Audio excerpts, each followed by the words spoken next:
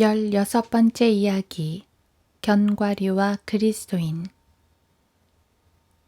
솔로몬이 노래 6장 11절. 이상하게도 복되신 주님께서는 이렇게 기록해 놓으셨습니다. 내가 골짜기의 열매들을 보려고 호도나무 동산으로 내려갔도다. 주님께서 그분의 백성을 견과류와 비교하셨다면 그것은 주의하여 생각할 가치가 있는 것이며, 그러면 분명 하나님의 사람과 세계 도처에서 풍부하게 자라는 견과류를 비교하여 생각해 보는 데서 많은 유익을 얻을 것입니다. 견과류는 거의 모든 기후와 국가에 상관없이 어느 곳에나 있습니다. 그리스도인들도 어떤 기후 가운데나 어떤 민족 가운데도 있습니다. 견과류가 어떤 곳에서는 더 풍성하듯이 그리스도인들도 어느 곳에서는 더 많이 있는 곳이 있습니다. 견과류는 높은 곳에서 자랍니다. 그들은 나무에서 자라며 때로 나무가 매우 높은 곳에 있기도 합니다. 그리스도인들도 그리스도 안에서 천상에 앉혀지고 거하며 하나님과 함께 거하며 인생의 대로를 걷고 있습니다. 그들은 늪에서 발견되지 않아야 합니다. 견과류는 다양한 색을 가집니다. 어떤 것은 갈색, 어떤 것은 흑색, 어떤 것은 노란색입니다. 그리스도인들도 인디아의 사람들은 갈색이고 일본의 그리스도인들은 황색, 아프리카의 그리스도인들은 흑색이며 미국 사막에는 붉은 그리스도인들도 있으며 백색 그리스도인들이 어느 곳에나 있습니다. 견과류는 맛 좋은 속을 가지고 있습니다. 껍질이 가리고 있지만 속이 있습니다. 하나님의 백성 모두는 귀중한 마음, 친절한 마음, 타인을 축복하는 마음, 유익을 주는 마음, 사랑받는 마음을 가지고 있습니다. 견과류는 모여 있습니다. 한 그루의 나무는 아마 수천 개의 견과류를 가지고 있을 것입니다. 브라질 견과류 나무는 특히 집단으로 있으며 밤나무들은 둘이나 세 개로 자랍니다. 믿는 이들 가운데는 교제가 있습니다. 두세 사람이 함께 모이는 곳에는 주님이 계십니다. 함께 모이는 것을 저버리지 말라고 하셨습니다. 그리스도인들은 다른 그리스도인들의 교제를 사랑하며 그들과 함께하고 싶어 합니다. 견과류는 훌륭한 식량이며 상업에도 유용합니다. 가치가 많은 것입니다. 견과류 판매는 전 세계 어느 시장에서나 수익이 높습니다. 그리스도인들도 매우 귀합니다. 그들은 세상의 소금이며 주님께서 보시기에 귀하고 사회의 평평바퀴이며 어느 도시에서도 안정적인 구성원입니다.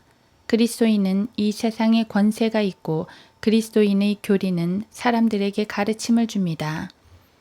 어떤 견과류가 두껍고 단단한 껍질을 가지고 있는 반면 어떤 견과류는 얇은 껍질을 가지고 있습니다. 그것은 하나님께서 신뢰하시는 자녀에게서도 찾아볼 수 있습니다. 어떤 이들은 쉽게 다가갈 수 있지만 어떤 사람은 차가우며 만나는 이들과의 교제를 거부하는 것 같습니다.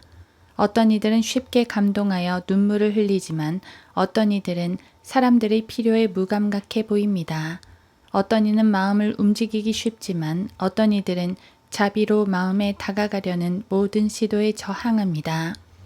견과류는 씨앗입니다. 그것은 그들이 자라 나온 나무로 다시 태어나기 위해 심겨집니다. 번식의 능력이 있습니다.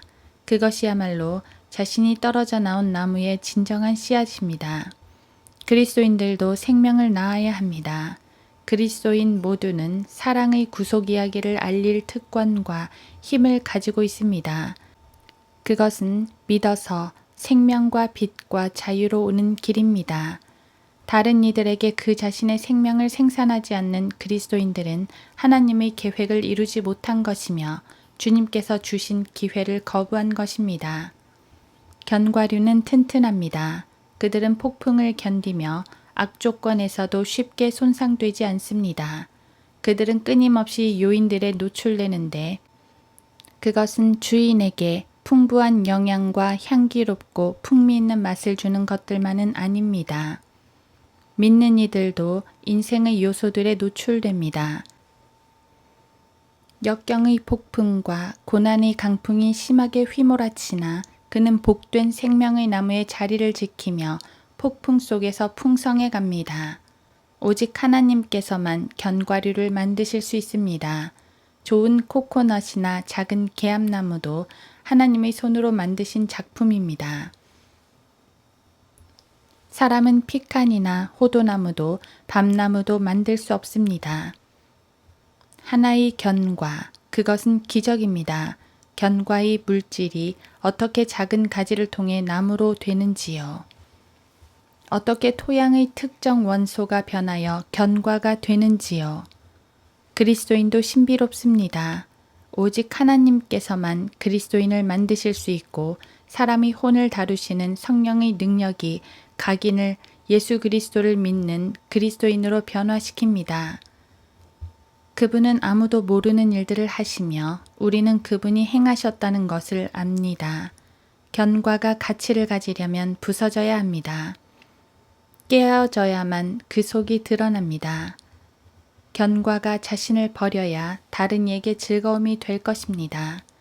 우리도 부서질 때에만 다른 사람의 기운을 북돋고 기쁨이 되는 값진 버터가 될 것입니다. 자신을 아끼는 사람은 다른 사람을 구할 수 없습니다. 자신의 생명을 구하고자 하면 잃을 것이라고 주님께서는 말씀하셨습니다. 예수 그리스도께서는 자신의 생명을 내어 우리에게 생명을 주셨습니다. 견과도 나무에서 나와 부수어져 껍질이 그 안에 담긴 사랑스러운 보물을 내어놓아야 합니다. 부수고 드리는 데 있어서 우리도 줄인 마음의 복을 가져다 준다는 기쁨을 가져야 할 것입니다. 어떤 견과는 아름답지 않아 보입니다. 그것을 소유한 자에게 기쁨이 될 만한 것이 없어 보입니다. 그것은 오히려 외관상 가지지 않아야 할 것 같습니다. 색깔도 늘 매력적이지는 않으며 모양도 늘 재미있지는 않습니다. 그러나 견과에 살이 있다는 것을 알고 그 껍질을 부수어 속을 찾아내면 알맹이가 거기 있을 것입니다. 서두르고 무정하고 냉담해 보이는 그리스도인이 있을 것입니다. 그러나 그들의 참된 마음에서 그리스도의 가장 달콤한 향기와 가장 친절한 배려가 발견될 수 있습니다. 외모로 판단하지 말고 그 안에 있는 마음으로 판단해야 합니다. 견과는 대부분 가을에 수확합니다. 황폐화시키는 서리와 겨울의 추위가 나무를 지난 후에 잎이 떨어지기 시작하고 그림자가 길어질 때에야 주인은 열매를 거둡니다. 이것이 인생의 규칙입니다. 하나님께서는 추수의 때에 그분의 것을 거두십니다.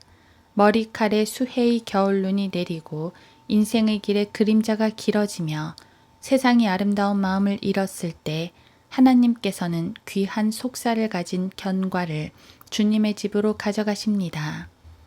수해의 겨울을 나고 많은 폭풍을 견뎠으나 나무에 남아있는 견과는 주님께서 직접 가져가십니다.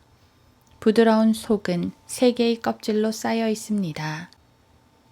호두가 가지고 있는 것 같은 꼬투리가 있습니다. 그 다음은 딱딱한 껍데기가 있습니다. 피카는 그것이 부드러울 것이고 영국 호두는 약간 거칠 것이며 미국 흑호두는 매우 거칠 것입니다. 3번째 껍질은 얇고 딱딱한 껍질 안쪽에 있으며 견과의 속살을 직접 싸고 있는 것입니다. 아몬드의 경우 이것이 매우 두드러집니다. 이 3개의 껍질은 그리스도인이 가진 3가지 지위를 보여줍니다. 그리스도인도 3개로 덮여 있습니다. 첫째는 세상이 보는 모습이며 둘째는 그의 가장 가까운 친족, 즉 아내나 어머니, 딸이 보는 특성입니다. 3번째는 오직 아버지 하나님과 성령님과 주 예수께서 보시는 생명입니다. 이것은 가려진 것들이며 사람들에게는 알려지지 않았지만 하나님 앞에는 드러나고 열린 것입니다. 우리의 복되신 주님께서 이 메시지를 읽는 모든 이에게 하나님의 열매가 되어 주님과 사람들에게 기쁨이 되고자 하는 깊은 열망을 주시기를.